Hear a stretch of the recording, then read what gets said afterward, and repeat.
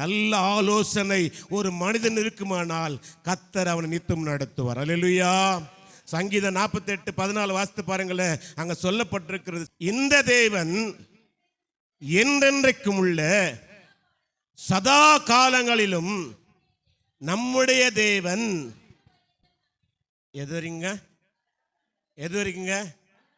நீ நம்பினா. அல்லேலூயா. 2 பேர் இருந்தாங்க, ரூத் அம்மா கூட நகோமி கூட 2 பேர் இருந்தாங்க. ஒருத்தர் சொல்லிட்டாங்க, முத்தம் கொடுத்துட்டு போயிட்டாங்க. இந்த அம்மா சொன்னாங்க, நீ போகிற வழி தான் நான் வருவேன்.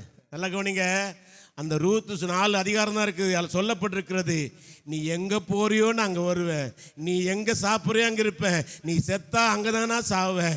ஏன்னு கேட்டா, நான் யாரை நம்பலை, நீ ஆராதிக்கிற தேவனை நான் நம்புகிறேன். அவரை உன்னையே என்னை நடத்துவார், அவரை என்னை கொண்டு நடத்துவான்னு சொன்னாங்க.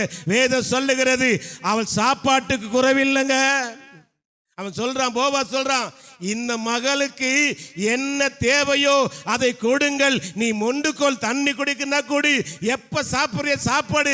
ஏன் என்று கேட்டால் உன்னை ஒருவனும் தடுக்க மாட்டான். ஏன் கேட்டா, கர்த்தரே உன்னை கொண்டு வந்திருக்கிறார், கர்த்தரே உன்னை நடத்துவார். ஏன் என்று கேட்டால், கர்த்தருடைய சன்னதி நம் மூலம் உருவாக போகிறது. அந்த நிச்சயம் அவனுக்குள் இருந்தது.